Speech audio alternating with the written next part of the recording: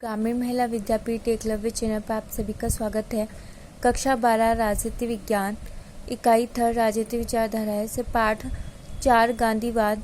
गांधीवाद का अर्थ क्या है? गांधी जी और उनके जीवन मूल्य, गांधीवाद के स्रोत, सत्याग्रह का स्वरूप व सत्याग्रह की विशेषताओं के बारे में हम पढ़ चुके हैं। आज हम वर्तमान समय और गांधी जी के बारे में पढ़ेंगे। वीडियो पसंद आए तो लाइक कीजिए और हमारे चैनल को सब्सक्राइब करना ना भूलें। वर्तमान समय और गांधी जी और वर्तमान समय देखिए।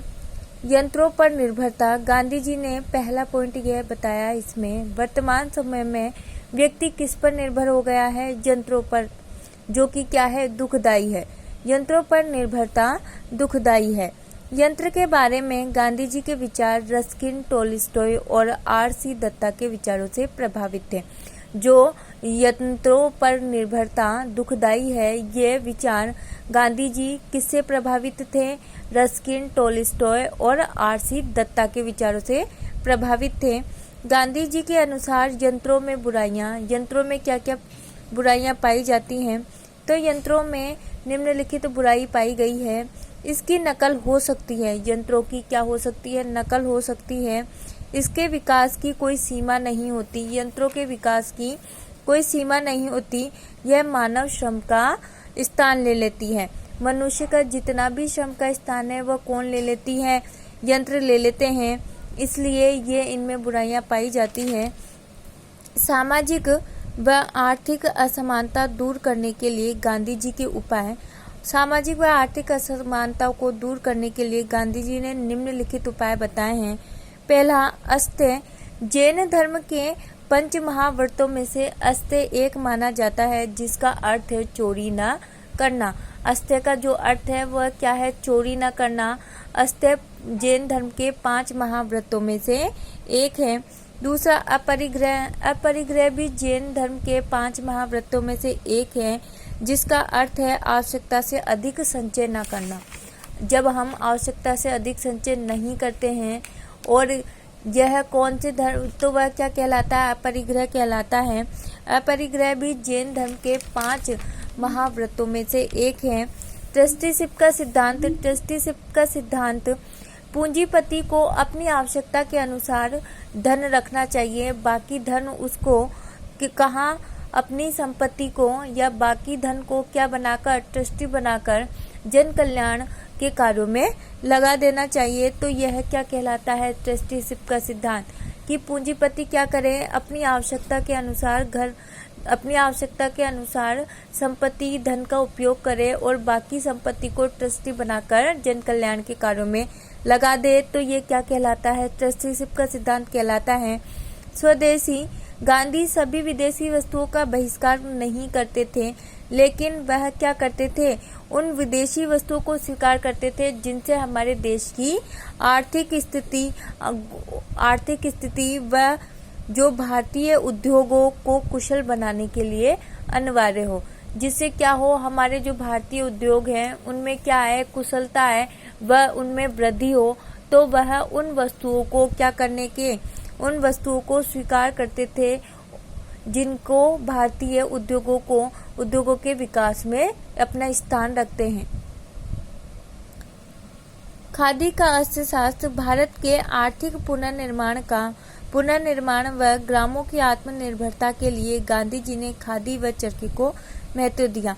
गांधी जी ने क्या है? भारत की आर्थिक स्थिति को सुधारने के लिए वह उनमें रोजगार को, सभी व्यक्तियों को, सभी भारतीयों को रोजगार मिलने के लिए उन्होंने ग्रामों की आत्मनिर्भरता को बनाए रखने के, गांव हैं जो कि क्या है? दूसरे पर निर्भर न रहे, स्वयं अपना कार्य कर सके, उसके लिए उन्होंने खादी व चरखे को महत्व दिया है।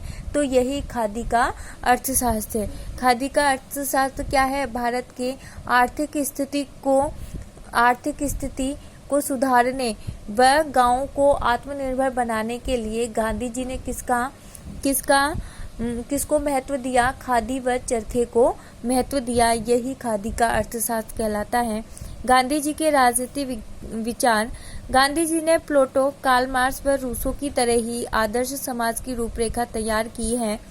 गांधी जी क्या करते हैं, प्लेटो, कार्ल मार्क्स व रूसो की तरह आदर्श समाज को महत्व देते हैं, उसकी रूपरेखा तैयार करते हैं।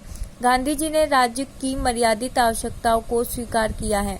उन्होंने क्या किया है कि राज्य की मर्यादित जो आवश्यकता है उनको स्वीकार किया है तथा सीमित राज्य की स्थापना पर बल दिया है। गांधी जी की देन नए विचारों का स्वागत, राजनीतिक में नैतिकता व आदर्शवाद का समावेश, अहिंसा का प्रयोग, साधन व साध्य की पवित्रता पर बल। गांधी जी की हमको क्या क्या देन है, तो उन्होंने नए विचारों का स्वागत करने के लिए कहा है, राजनीति में नैतिकता व आदर्शवाद का समावेश किया है, अहिंसा का प्रयोग किया है, साधन व साध्य की पवित्रता पर बल दिया है। गांधी जी के विचारों का मूल्यांकन, तो गांधी जी के विचार नैतिक नियमों पर आधारित। नैतिक नियम कौन कौन से हैं? सत्य, अहिंसा, प्रेम, सहानुभूति व सहयोग। गांधी जी के विचारों में किस पर आधारित है? गांधी जी के विचार नैतिक नियमों पर। नैतिक नियम क्या क्या हैं? सत्य, अहिंसा, प्रेम, सहानुभूति व सहयोग। हिंसक उपायों द्वारा शांति स्थापित नहीं हो सकती। जो हिंसक उपाय हैं, कौन कौन से हिंसक उपाय? आक्रमण, युद्ध, क्रांति, उपद्रव आदि। तो इनके द्वारा हम शांति को स्थापित नहीं कर सकते हैं। इनसे सिर्फ क्या फैलती है? अशांति फैलती है। गांधी जी द्वारा प्रत्येक क्षेत्र में प्रेम, सहयोग, त्याग, सहानुभूति, बलिदान का पाठ पढ़ाया गया है। जो गांधी जी है उन्होंने प्रत्येक क्षेत्र में प्रेम, सहयोग, त्याग, सहानुभूति और बलिदान का पाठ पढ़ाया है, बलिदान की शिक्षा दी है। नोट, रस्किन की पुस्तक, जॉन रस्किन की पुस्तक का नाम क्या है? Unto the last. जो जॉन रस्किन है उनकी पुस्तक का नाम है अनटू द लास्ट।